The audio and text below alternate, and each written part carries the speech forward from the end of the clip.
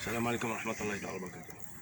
اللهم صل على سيدنا محمد وعلى آل محمد كما صليت على إبراهيم وعلى آل إبراهيم. اللهم بارك على محمد وعلى آل محمد كما باركت على إبراهيم وعلى آل إبراهيم في العالمين إنك حميد مجيد. السلام عليكم كاع الأصدقاء والأحباب والعائلة. نكرر توجور من بلجيكا حتى فلسطين. Aujourd'hui, faites dua avec moi, si vous voulez bien, bien sûr, pour une dame qui a 95 ans. Longue vie à toi, Zahia. Ah, Zahia, tu as bien bossé, toi, Masha'Allah. Deuxième génération et tout, les enfants, Masha'Allah, une bonne éducation. Ah, comme tu vois, cette famille-là, et cette dame, tu dis, elle a bossé pour l'éducation. Ah, vive les mamans, j'adore les mamans, moi, franchement. C'est pas par hasard qu'Allah, le Rasul sallallahu alayhi wa sallam, il a mis le paradis sous les pieds des mamans. C'est pas par hasard. Oh là là. Faites dua que Allah donne la santé à Zahia, al-afou al-afia, qui lui donne encore longue vie, parce qu'elle a encore des petits enfants qui vont bientôt se marier. J'espère, ya Allah, qui lui donne la santé et la force d'être encore debout et de voir le fruit de son travail depuis des années, 95 ans, un siècle presque. Ya Allah, Allah, tu es capable, toi. Allah, tu es capable. Il peut allonger la vie de quelqu'un, subhanallah. Et dans cette famille, il y a quelqu'un qui est malade, qui a eu le Covid-19. Alors, faites-moi dua aussi pour lui, que Allah le guérisse, Inch'Allah, qu'il lui donne la santé et qu'il lui sort cette maladie, sha'ra min ajin, comme poil de la pâte, il la sort comme ça, Inch'Allah. Je te souhaite la santé et que Allah il t'enlève ça. Allah il nous a envoyé ça pour nous tester. On va lui dire, ça y est, Allah, on a compris. On vient vers toi et on t'adore. On a compris, Allah. On a compris ton avertissement. On revient vers toi, Allah. On était un peu égarés, un petit peu perdus, mais on revient vers toi. Et on te demande aujourd'hui, Allah, de guérir ce monsieur et que tu enlèves le Covid pour Zahia. Pour Zahia, enlève-lui ça. Ya Allah, Jalla Jalla. J'ai ma voisine qui s'appelle Marinette, dans la trentaine. Et cette famille-là, moitié musulman et moitié chrétien. Bon, il fait que la vie aujourd'hui, tout le monde se mélange, mais alhamdoulilah. Mais il y en a des convertis dans cette famille. Marine, alors si tu me vois, la porte de l'islam, à Tauba, elle est grande, énorme. Là-haut, il y a une porte qui s'appelle Al-Bab al-Hidayah. Cette porte-là, elle se ferme jamais jusqu'à la fin du monde. Elle est ouverte pour tout le monde. Celui qui veut revenir vers, il vient dans l'islam, il vient. Et toi, Marine, tu es bienvenue. Suis le groupe de ta famille, viens. Wallah, il y a de la place pour toi, Marine. Alors, Marinette, elle a une maladie qui s'appelle le cancer. Demande à Allah qu'il la guérisse et qu'il la ramène vers nous. Là, Allah protège cette fille. Alors, le sujet aujourd'hui, il y a tellement de sujets. Il y a des gens qui m'ont parlé de la prière. Bon, moi, je connais, j'ai appris et j'apprends tous les jours. Bon, comment on va commencer? La prière, déjà, quand tu te mets debout, si tu veux le khushu', voilà, les gens m'ont demandé le khushu'. J'ai des informations que j'ai appris et je veux les partager, c'est tout. Alors, la prière, mon frère, quand tu fais le wudu et tu finis, un autre jour, on va venir sur le wudu. Quand tu fais la prière, mon frère, ta main, c'est ici. C'est pas ici. C'est pas comme ça. C'est pas comme ça ou comme ça ou comme ça. C'est pas de rigoler, c'est cette position-là. Et les pieds, c'est pas trop collé, parce que si tu rallonges dans le Coran et tu lis correctement, tu peux être fatigué parce que l'équilibre du corps humain, tu peux pas tenir trop longtemps. Donc essaie d'écarter légèrement tes pieds. Mon frère, quand tu fais la prière, avant de dire Allahu Akbar, essaie d'imaginer en un millième de seconde un truc qui va t'aider à t'approcher plus d'Allah. C'est quoi? Il faut que tu penses que tu es debout sur As-Sirat al-Mustaqim. C'est le chemin qui va vers Allah. Et que sur ta gauche, pendant que tu fais la prière, il y a Al-Jahannam. Et sur ta droite, il y a Al-Jannah.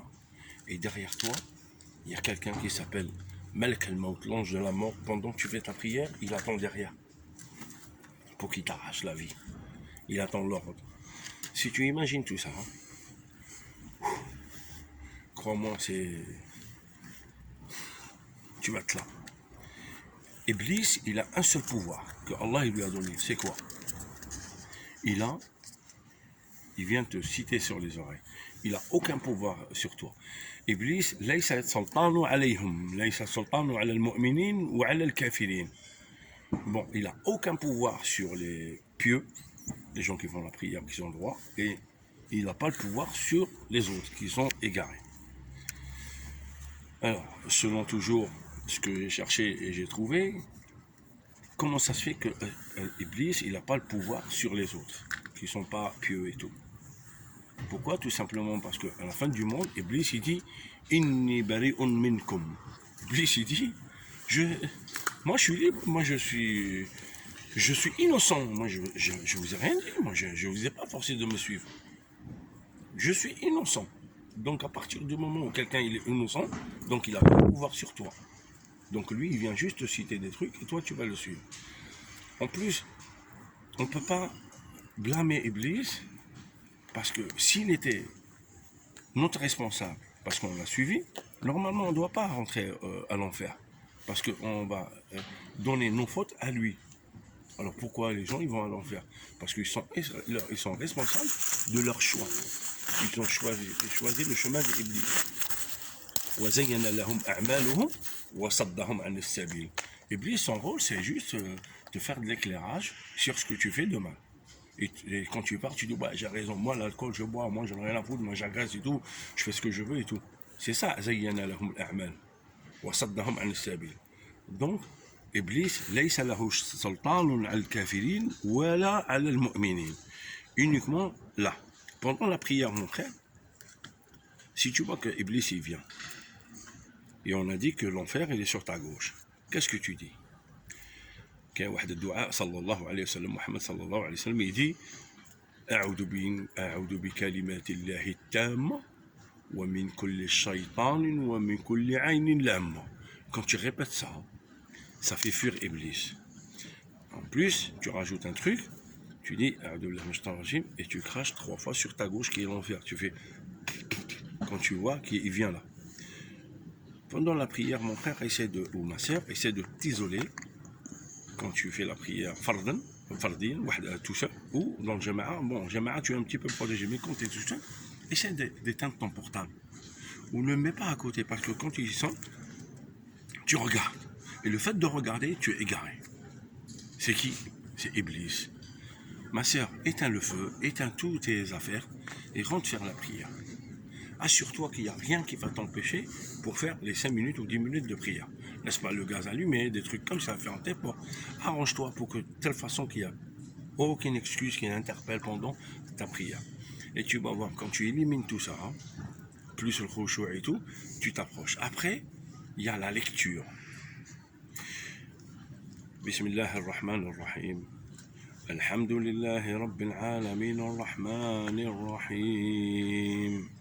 مالك يوم الدين إياك نعبد وإياك نستعين اهدنا الصراط المستقيم صراط الذين أنعمت عليهم غير المغضوب عليهم ولا الضالين.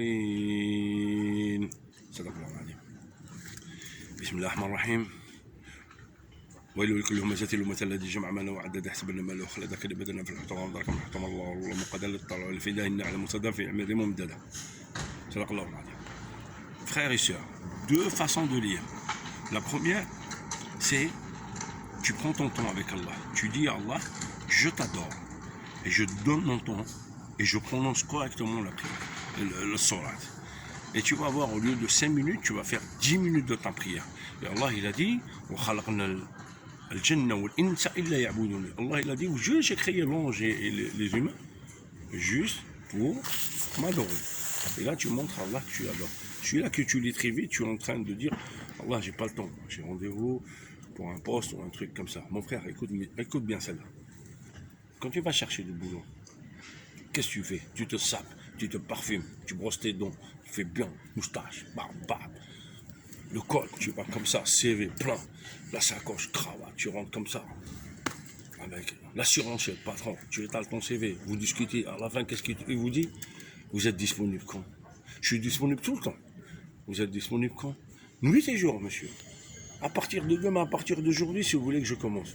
Pour un boulot, tu donnes tout ça. Et pour Allah, tu mets n'importe quel vêtement, tu ne rien. Et tu vas... Frère, comment tu vas avoir le choix et toi, tu donnes pas de temps. Subhanallah, arrêtez. Bon, il y a trop de sujets. Une fille, elle m'a dit, je veux faire le voile, mais je sais pas. Alors, je lui ai promis de parler de ça. Alors, il y a un mécréant, il est parti voir un musulman. Il lui dit, dis-moi, pourquoi vos femmes, vous lui faites le voile et tout, elle est emprisonnée et tout et tout. Et le musulman, il lui dit, ah bon? Qui vous a dit ça?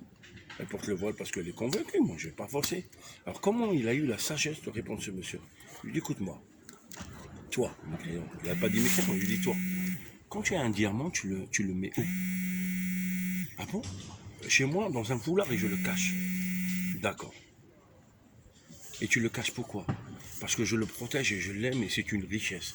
Il lui dit, nous aussi, nos femmes, c'est une façon de la protéger parce que c'est un diamant. Salam alaikum.